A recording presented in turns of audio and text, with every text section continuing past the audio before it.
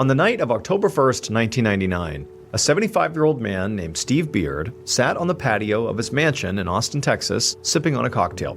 And it was a great night. Warm evening, the leaves rustling in the trees all around his property, and behind his house there was this creek that was flowing along. And in the house, he could hear his wife Celeste washing the dishes. So Steve had met Celeste only about 6 years ago. It was actually shortly after his first wife, Elise, had died of cancer. And Steve had been with his first wife for 45 years, and they'd raised 3 kids together.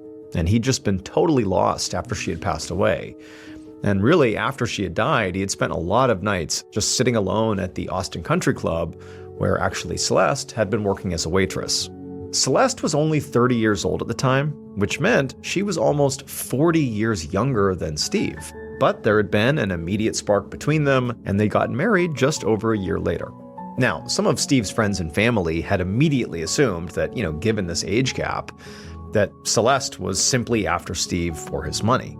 Steve, after all, had made a fortune as a business owner and a TV station executive, and he was worth about $10 million. But Steve knew that money could not possibly be the only thing Celeste saw in him. I mean, he knew that he took great care of Celeste, and also he took great care of her twin teenage daughters. I mean, he really helped give Celeste and her girls the stability that they desperately needed. However, despite that stability, one thing that Celeste had always struggled with for much of her life was depression. And in fact, earlier that year, it had gotten so bad that Celeste had actually tried to end her own life. And, she had failed, she'd lived, but as a result of that attempt, she'd spent a few weeks in a psychiatric hospital. Now, of course, that was a really traumatic and awful thing for the family, but from Steve's perspective, the upside of this was that Celeste was put on some new medication as a result of this hospital stay. She had made some good friends, actually, while she was at the hospital, and to Steve, it just seemed like, maybe now things were starting to maybe turn around for Celeste. And to Steve, the fact that Celeste appeared to be on the right path again was great timing, because recently, Steve had actually been dealing with health problems of his own. Twice in the past few months, Steve had passed out and actually had to be hospitalized himself. The doctors told him he had high blood pressure, sleep apnea, and he had some heart and kidney issues, but they actually couldn't quite figure out why he was fainting. They just knew he had, several symptoms going on. Now, Steve thought it was very likely stress-related, and he just needed to relax. So in fact, in 2 days from now, he was going to be taking Celeste on a 3-week vacation around Europe. After everything Celeste had been through that year, and also, Steve had been through as well with his own medical issues, he felt like they both could use some time away, just the two of them. But now, when Steve got up from his seat out on the patio of his home and he put the empty cocktail glass down on the table and he turned and he opened the glass door that led into the bedroom, he saw that even though he'd already packed his suitcase for this European trip, several days ago, Celeste's suitcase was still empty in the closet. And Steve couldn't help but feel like it seems like Celeste might be getting cold feet about this European vacation. Like she should have been packed already and she's clearly putting it off. So Steve left the bedroom and he went down the hallway and went into the kitchen where he found Celeste cleaning up. And when he got in there, as gently as he could, he told Celeste, hey, when you get a chance, you really ought to pack. And she told him, oh, don't worry about it. She'd just been busy all week. She'd get to it. Steve nodded, but wasn't really convinced that she actually intended to pack soon, but he said, okay. And then he looked over at the clock, and even though it was barely 9 p.m., he felt exhausted. So he told Celeste he was going to go to bed, and she told him that she actually intended to stay up for a bit longer. One of her daughters was having a sleepover at the family's lake house that night, and she said that she might go over there and just check on them later. Celeste told Steve that when she returned from doing that, she would sleep in a different room to avoid waking him up. Steve thanked her and gave her a kiss goodnight, and then he turned and walked back down the hallway, back into the bedroom. He got ready for bed, climbed into bed, and then he put on his oxygen mask because he had sleep apnea, and then he pulled the covers up, and he drifted off to sleep. Hours later, around 3 a.m., Steve woke up, and immediately he felt this horrible pain in his stomach. And even though it was dark in his room, he looked down, he's got the mask still on his face, and he could tell there was something on his stomach. And he reached down instinctively and he grabbed at his stomach and he felt something wet on his hands. And so in a panic, he ripped off his mask and he kind of sat up to look down at his abdomen. But as he did, just the pain he felt intensified so much just by trying to sit up that he fell back down. And so he reached over and he clicked on the light and he looked down and there was blood all over his stomach, like all over the sheets everywhere. And so he begins screaming out for Celeste. And as he's screaming, like the pain is only getting worse and worse, and Celeste is not coming in the room. She's not even responding. And so as he's looking down, like completely panic-stricken, watching all this blood coming out of his gut, he has no idea how this is happening. He just reached over and grabbed the phone and he dialed 911. Just minutes later, a squad car from the Travis County Sheriff's Department pulled up outside of Steve's house with its lights flashing. Deputy Alan Howard climbed out of that car and he saw a fire captain and another pair of deputies on the front step pounding on the door. All Deputy Howard knew was that a man in this home had called in with some kind of medical emergency. But the dispatcher had not quite understood what was wrong with him. And so Howard just ran over to the front door, and there the other deputies told him that so far nobody was answering their knocks. Howard knew at this point, time is of the essence. They had to get in and make sure this person was okay. And so he didn't want to just sit out here and wait any longer. So he left the front porch and he went along the side of the house to see if there was maybe another door that was unlocked somewhere else. And so as Howard went around to the side of the property, the other deputies followed him. And then he eventually found this flight of stairs that went up to a patio attached to a bedroom. And so up Howard went, the deputies followed, they got up there and they looked into the house and they saw a light was on. And then through the glass door, they could all see there was an elderly man laying in bed with a telephone receiver in one hand, and his other hand appeared to be just covered in blood. Howard walked up to the door and tried to open it, but it was locked. So he pulled out his heavy-duty flashlight and he broke the glass, reached in, unlocked it, and slid the door open.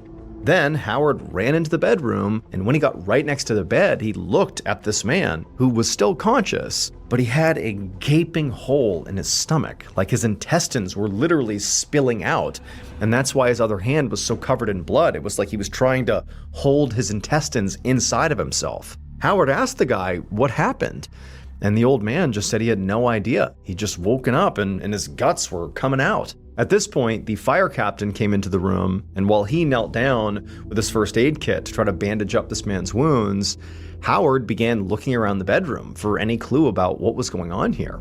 And he noticed something that was round and yellow lying on the carpet. So he bent down to get a better look, and he saw that the round yellow thing was a shotgun shell.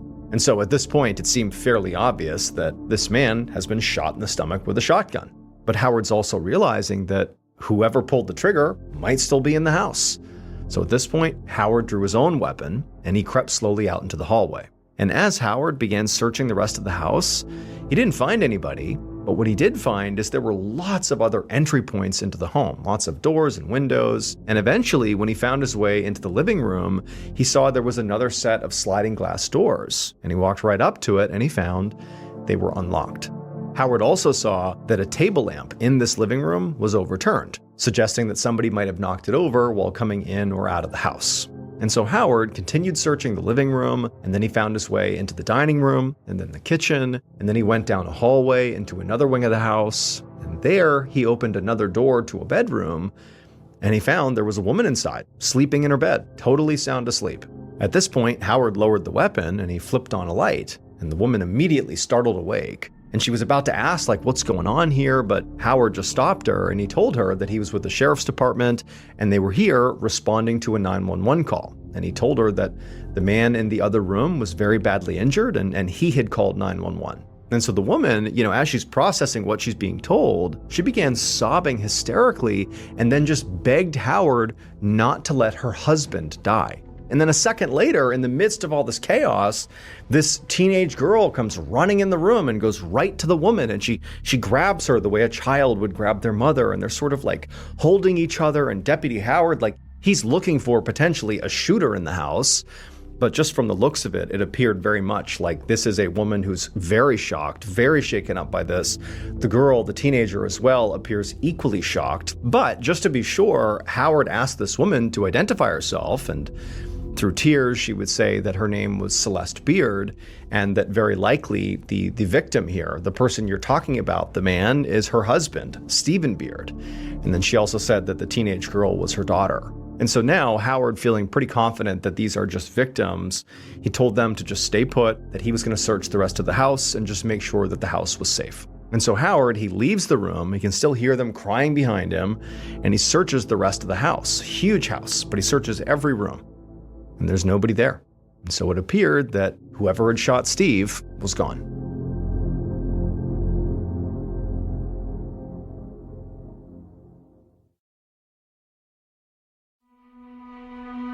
Around 5:30 a.m. on October 2nd, 1999, so about 2.5 hours after Steve Beard called 911, Sergeant Paul Knight walked through the waiting room at a hospital in Austin, Texas.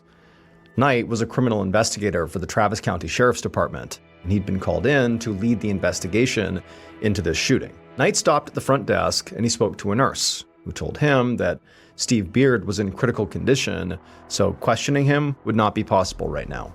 Sergeant Knight nodded and gave the nurse his card and asked them to give him a call if Steve's condition ever stabilized.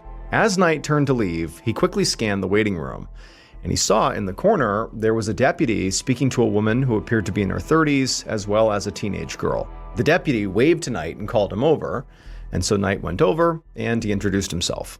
The woman told Knight that she was Steve's wife, Celeste, and the girl was her daughter, Christina. And Knight, he said hello to them, but he knew that he had to do something that was going to come off as pretty insensitive, but he really had to do it as soon as possible. So after just, exchanging some pleasantries, he sat down and pulled out a gunpowder residue test kit. And then he asked Celeste and Christina if he could swab their hands before they began really getting into any sort of conversation here. And Celeste looked really surprised and asked if she was a suspect. And Knight explained that really at this point, everybody was a suspect. And so swabbing them for gunpowder would be the quickest way to rule them both out. So Celeste, who was still very clearly shaken up, she just put both her hands out, and Knight ran a test strip across both of them. And then after that, Christina put her hands out and he tested her hands as well. And then he waited for the test strips to develop.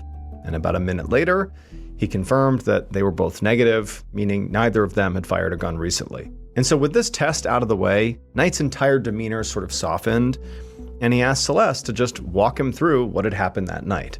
She told him that her husband, Steve, had gone to bed around 9 or 9:30, and shortly after that, she had left their home and driven over to the family's lake house to check on her other daughter, Jennifer, and her friends who were having a sleepover there. She said the lake house was about a half an hour away, and so by the time she finally came back after checking on Jennifer and the other girls, she said it was about midnight. And, she walked in the house and it was quiet, there was nothing unusual, and she said she went straight to bed. And she said she actually chose to sleep in a different room than Steve because Steve had gone to bed earlier and she had told him she didn't want to wake him up if she came home late. And so she was doing him a courtesy by sleeping in this other room. Knight asked Celeste if she knew anybody who might be mad at her husband or who might want to hurt him for any reason, and she said no. But she did say that the previous afternoon, her husband had gone out and cashed a really big check. He was going to give some cash to her twin daughters, while she and Steve were going to be in Europe. He wanted to give the kids some spending money while they were away, and it was quite a bit of money. And so she said, maybe somebody at the bank saw him cashing that check, knew he had a bunch of money on him. Maybe they followed him home to rob him. And so Knight and Celeste spoke for a little bit longer. And then when Knight was done questioning her, Celeste got up and said she was going to go outside and smoke a cigarette. And as she left, Knight turned to her daughter, Christina, and asked her about what she'd seen and heard from the previous night. Christina said she had been asleep all night until around 3:30 in the morning when she had woken up to police lights flashing outside her window. And as she continued to tell her story of what happened, Knight noticed that she was being really careful about what she was saying. Not like she was trying to remember some concocted story, but rather it was like she was literally trying her best to actually remember. Like she was struggling to remember just what amounted to a pretty traumatic and very, chaotic night. But before Knight could ask any more follow-up questions, another girl, another teenager, who looked exactly like Christina, ran into the waiting room, and immediately Christina got up to go over and hug her. And when the two girls pulled away from each other, Knight noticed that both of these girls were sobbing, and they really were just like identical. Christina introduced this new girl as her twin sister, Jennifer. And then just a few seconds after that, two teenage boys came through the hospital door, and they hurried over to join the group. And as they all sat down, Christina explained that the two boys were her and Jennifer's boyfriends. After Christina briefly updated her sister Jennifer and the two boyfriends about the condition of her stepfather, Knight turned to Jennifer and just asked her to please walk him through where she had been, the previous night. And Jennifer would say, she had been at the family's lake house. She was there with her boyfriend and one other friend. She'd been there all night. And then when they had found out something had happened to Steve, they had all rushed here as soon as they could. And so Knight, he asked the girls if either of them knew anyone who might want to harm their stepfather. And as soon as he asked that, Knight noticed the two teenage girls, they shared this quick, knowing look between themselves. At this point, Christina turned back to Knight and said there was only one person she could think of who would do something like this, a woman named Tracy Tarleton. She explained that Tracy was a friend of her mother's, and they'd met earlier that year at a psychiatric hospital where they had both been patients. But Christina said there was just something off about their friendship. Tracy seemed like really unstable, and Christina got the feeling that she was actually in love with their mom. And as soon as she said this, all four of the teens just sort of nodded knowingly, like this was something they definitely had talked about internally. And then they all began to agree out loud that Tracy very likely was the one who did this.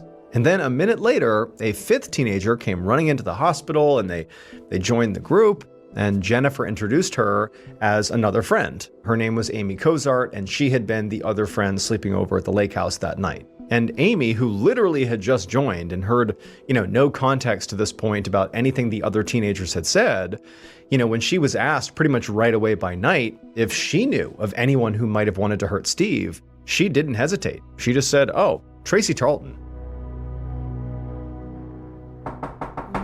Later that afternoon, around 3 o'clock, Sergeant Knight knocked on the front door of Tracy Tarleton's very unassuming ranch-style house in a working-class part of Austin, Texas.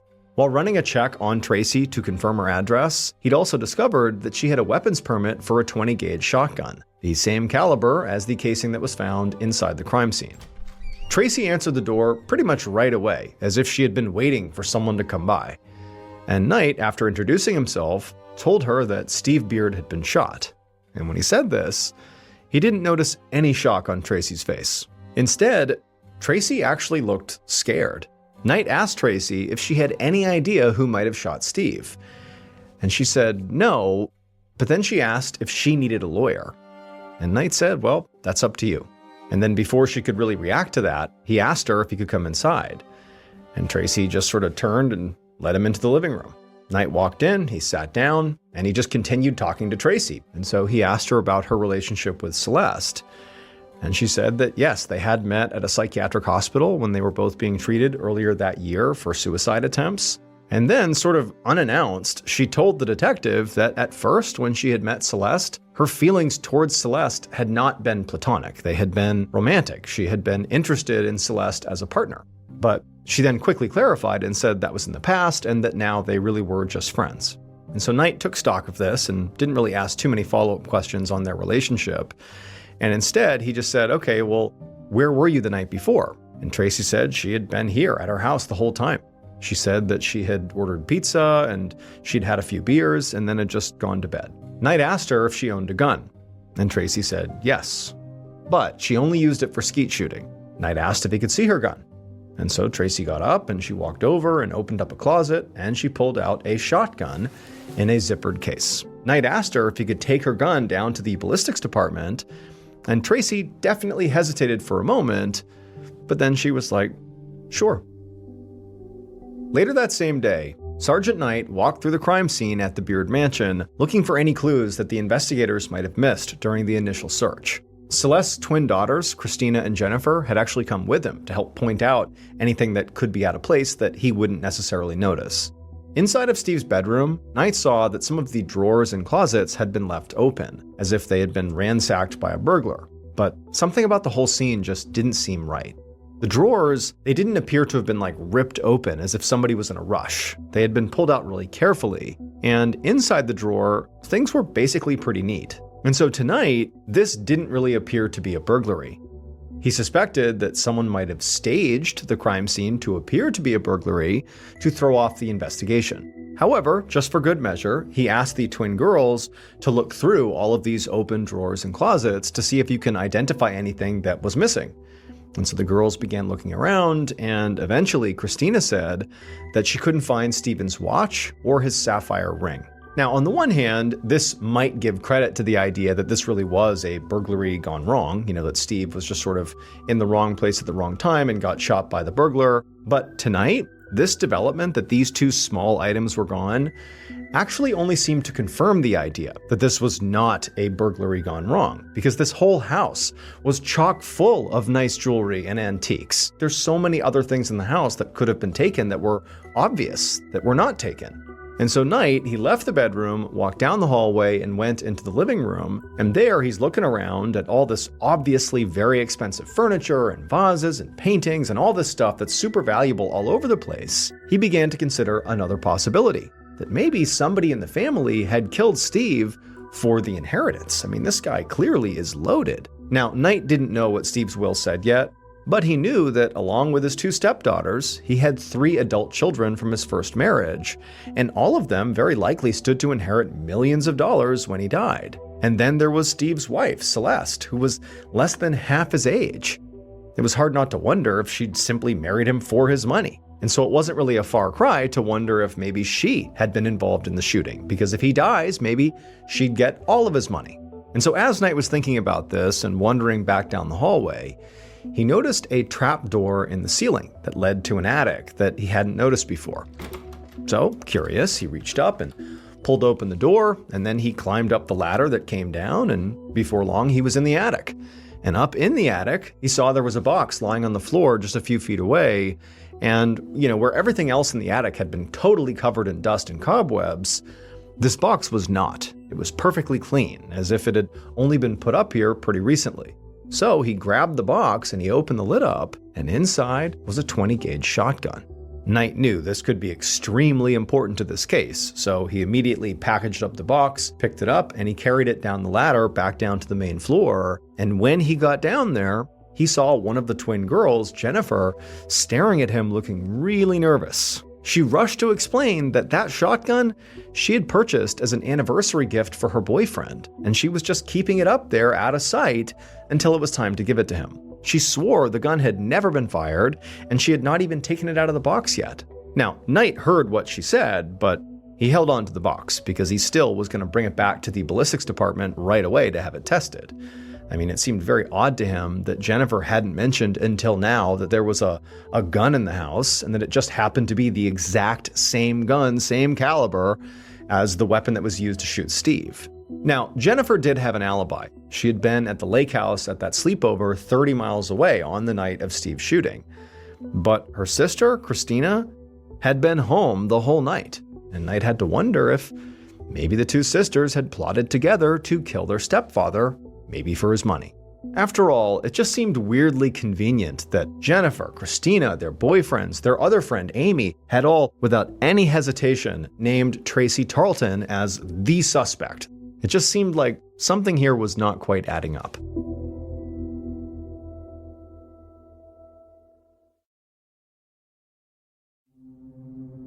That evening, Detective Knight went back to the hospital, and the nurse at the front desk told him that Steve was out of surgery and was stable enough to finally have visitors. She gave him Steve's room number and then let him through. However, when he got down the hallway to Steve's room, he saw this handwritten sign taped to the door that said no law enforcement personnel allowed to interview patient except in the presence of his attorney. And as Knight was processing this pretty surprising sign, out of nowhere, Steve's wife, Celeste, came rushing down the hallway and literally blocked him from going into the room. She said that for one, she was not going to allow any further searches of her and Steve's house, and if police wanted to speak to her husband, they'd have to go through the family's lawyer.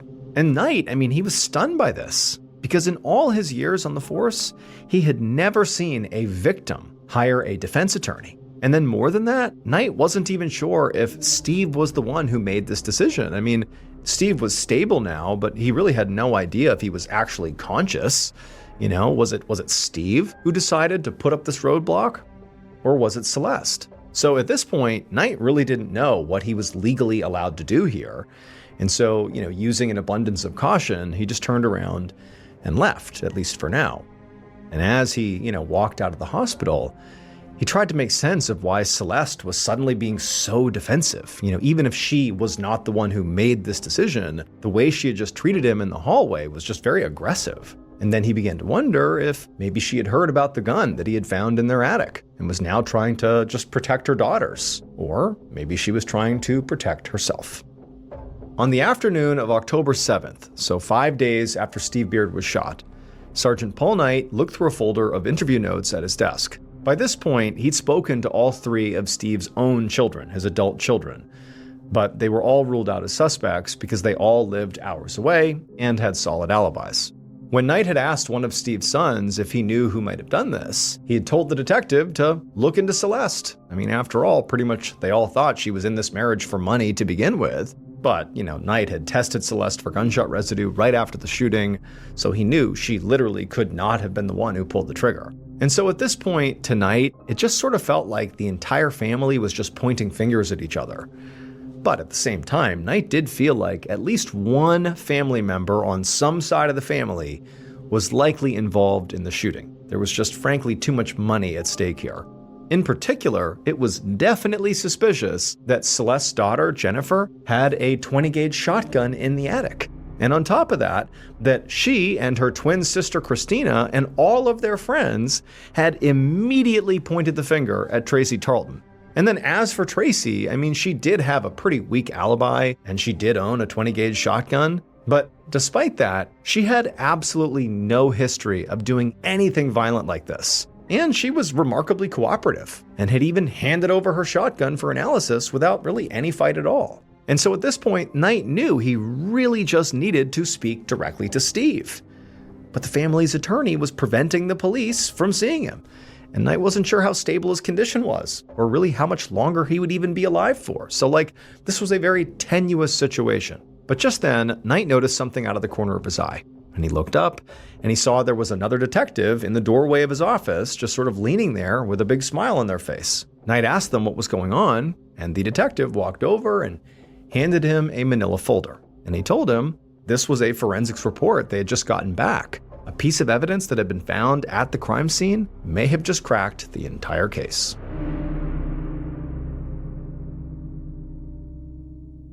Based on forensic evidence, confessions, and witness interviews, this is what police believe happened to Steve Beard in the early morning hours of October 2nd, 1999.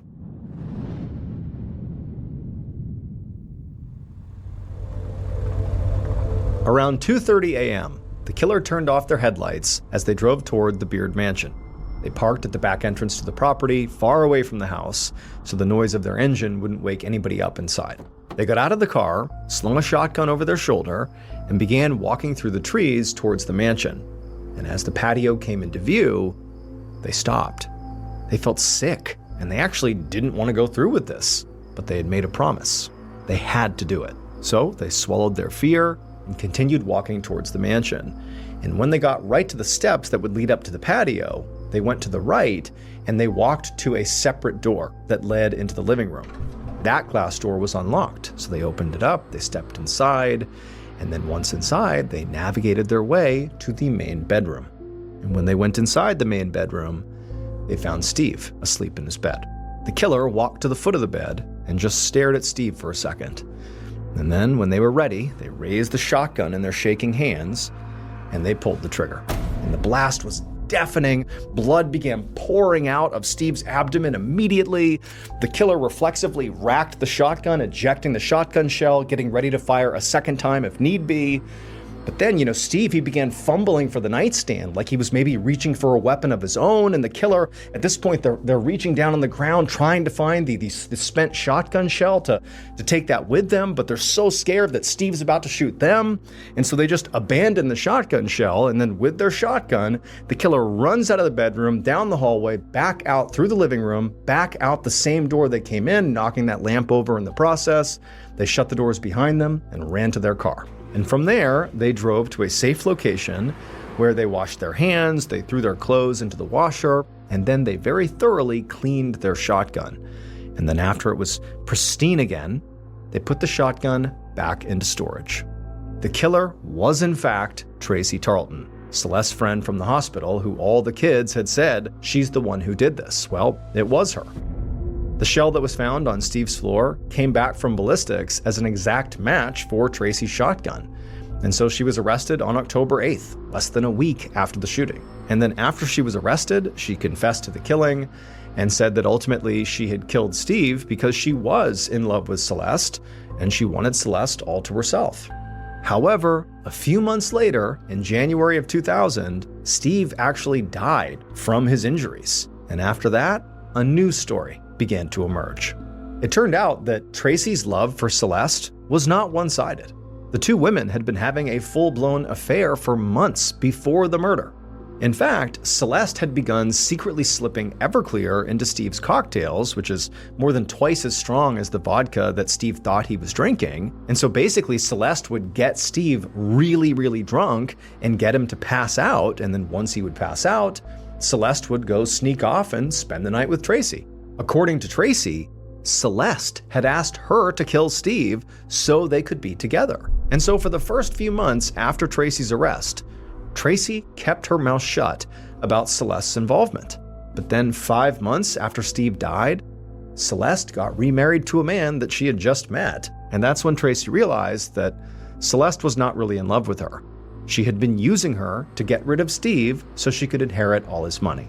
And so when this happened, Tracy was so hurt by what Celeste had done that she began telling the real truth with the authorities. And eventually, she agreed to testify against Celeste. And so based on Tracy's testimony, Celeste was arrested on March 28, 2002. She was eventually found guilty of Steve's murder and sentenced to life in prison. Tracy was also convicted of murder, but because of her cooperation, her sentence was reduced to just 20 years, and she was actually released on parole in 2011. Lost and found, whispers echo, a haunting sound. Layers of vocals floating in the air, lost in a moment without a care.